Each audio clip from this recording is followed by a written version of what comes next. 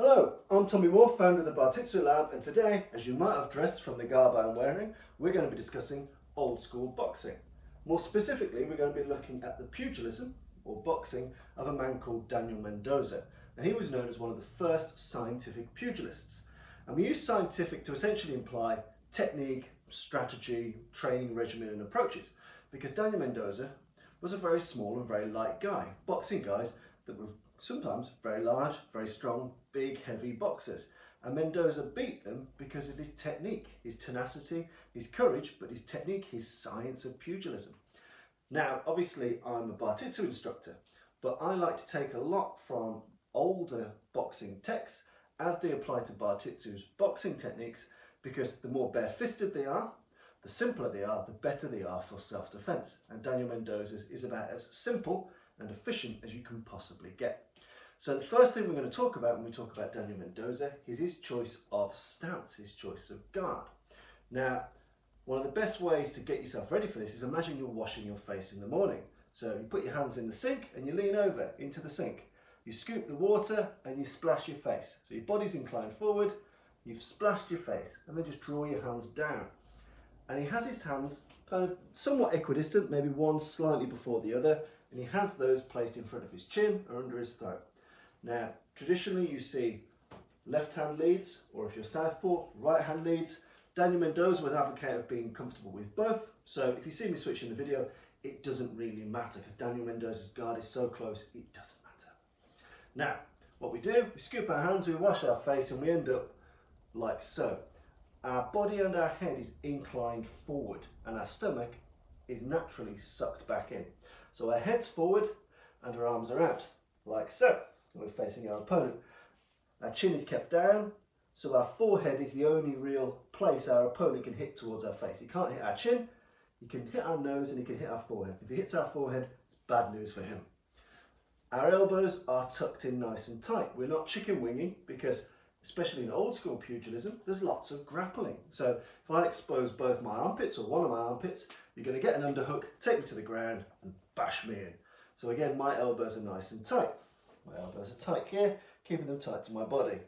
My stomach is drawn back, and again, if you think of it like a natural sprawl position, my hips and my stomach are a little bit further back, so if you do grapple, I can push my hips back, counter grapple, or strike to beat the grapple. I've got some options. If my hips are very square, or I'm very side on, as is common with other boxing styles of the time, it's easier to take me down. If I'm front on in a more of a wrestler's stance, it's much harder for you to take me down. So Daniel Mendoza, he has his hands like so, and he has his hands supinated, so like this, so palms facing towards his face. There are lots of reasons for this. One good reason for this is that if my hands are like this and we come to a grapple, it's much easier for me to get underhooks, by which I mean I can get my arms around your waist and I can throw you. And if I throw you, I win the round, I can hurt you badly, I can do other nasty things. So if I'm like this and we get very close, which Daniel Mendoza would have done as a smaller man, I can wrap my arms around you, do trips, throws, cross buttocks, which is a hip throw. I can do lots of different things. So we go back to our guard, fist like so, head down. And we're essentially making ourselves a hard target here. You know, you have to be pretty accurate to be able to hit me in the mark, which is the old word for the solar plexus. You have to be pretty accurate because my body's sucked in. To hit my stomach, it's a long distance because I've sucked my stomach in. So if you go for it, you're going to have to overextend yourself and I can do some damage. You can't really get my ribs because I've got these close-in elbows. And when it comes to my face, the worst places you can hit me are along the jawbone or in the throat. My hands are like so. You cannot hit me really in the jaw and you can't really hit me in the throat. So all you got really is the nose, and most boxers can take a hit in the nose. They can take several hits in the nose and keep on chugging. And if you hit me on the forehead, your fist is going to lose. So we end up in this position here.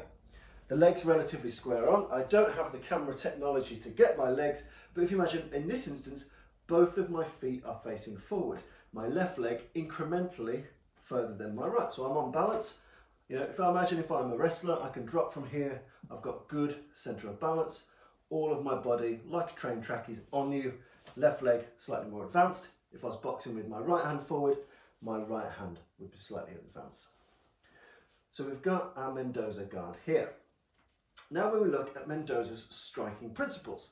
Now striking principles are thus: we're using a vertical fist, a fist like so, because it's structurally, the argument at the time, and most bare knuckle boxers of the time supported this, being that this is anatomically stronger and better for my hand and power than this. There is lots of debate over it, but many people today, many anatomists today still support this view. So again, the boxers at the time they did this for a living, we'd be prudent to listen to them.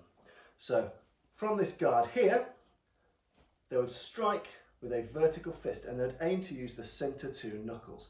No one really went to too much trouble to explain over much the position of the fist or the use of the fist, simply from here, striking out. But what we do know is certain things. We don't want to flare this elbow. So this elbow does not flare before it comes out. The hand shoots forward. You know, if you imagine I'm grabbing, you've got the last French fry, I want it.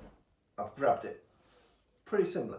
We're coming out, closing the fist, making sure the fist is tight on impact, and we're aiming centre point of this fist here. Boom, like so. Now what we do have in these early boxing systems is a lot of weight transfer. So you get instances where my front leg might move forward, and as it touches the ground, my fist comes out. So kind of a drop step scenario, like so. It's not very extended like we see in later systems, but there's a weight transfer. My body weight and my fist hit you just before my foot touches the ground, or pretty much at the exact same time, like so. Now, if you aren't making the step, you also get that use of the weight. So if you kind of rock your weight forward, I'm putting some of my body mass, some of my inclination behind it. I'm rocking my body weight behind that blow. Again, making sure to keep my hands nice and tight, inclined forward, like so. So I can have a dropping step, like so, where I step forward and stroke at the same time, or even without a step, there is some weight transfer, like so. Okay, exact same deal with the rear hand. And Mendoza was very, very keen to point out that the hands are like so, so we can use both in an exchange really quickly. If, like a modern boxer, I've got one in the front and one at the back, you always use the one at the front a little bit more than the one at the back. And in traditional pugilism, again, the lead hand will strike a lot more than this rear hand will. In Mendoza's system, because there's not much in it in this fist exchange, I can blast you with both of my bits of artillery with relative ease, not having to adjust my footwork or my stance or my weight or my inclination. So it's quite an efficient way to do fast-paced boxing. Boxing with cumulative blows. Again, Mendoza's a smaller guy. It's very unlikely he's going to crunch you with a one-punch knockout. He's going to have to wear you down. So he's going to throw multiple punches. So from here, I can pretty easily throw my shots. Again, keeping good elbow discipline, keeping our hands like this, our head inclinated forward, so we are acting as fist destruction here. Our stomach tucked in, because a key target point is in the stomach, is in the mark or the solar plexus, liver, spleen, all the things in this area. If I suck them back in, I make myself a hard target.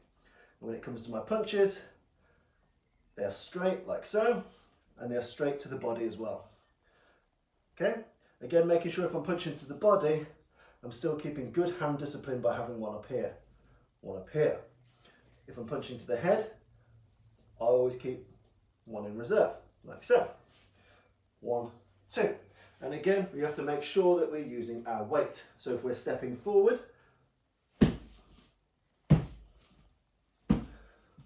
or if we're just boxing from a static position, we still want some transfer of weight. We never just want to be punching with our arm. Our arm doesn't flick out.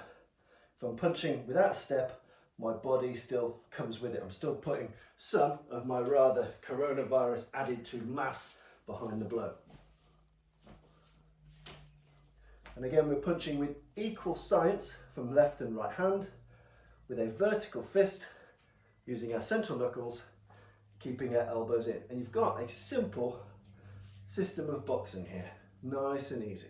So Mendoza, elbows in, hands supinated, head forward, upper body inclined forward, lower body inclined back, feet pointing towards your opponent, relatively square on, and we're punching with a vertical fist. And if we need to advance with it, we can step and hit, or I can do a passing step or a shuffle. So imagine my rear leg, my right leg now, and I want to punch with the right hand. I can step forward with that right leg at the same time as throwing this blow. At the same point, if I want to step forward with my left leg, I can. You do see these passing steps rather often. So I could do 1, 2 with my left hand, then do a passing step with my right, and then get back on guard. And because the Mendoza's guard is so fair, balanced and equal, it doesn't really put me at any advantage or disadvantage with what leg I'm standing forward with. It doesn't really matter. You'll find ones that you're more comfortable with, but it shouldn't matter too much. But again, it's all about transfer of weight. Again, solid defensive boxing platform in that if I stay here, if I've got decent footwork, and the footwork is similar to any system before, if you want to go forward, the leg that's forward moves first, backwards, the leg that's backwards goes first, you all know the drill. I can be a defensive sound platform here, I can essentially be a bit of an armadillo, got hard forehead here, body tucked away, ribs covered by elbows, hands covering my jaw and my throat. I'm defensively sound, and if I want to be offensive, I've got both hands, so a dual fistic approach to be able to hit where I like, to the body or to the head. Okay, so that's part 1 of what we can learn from Mendoza.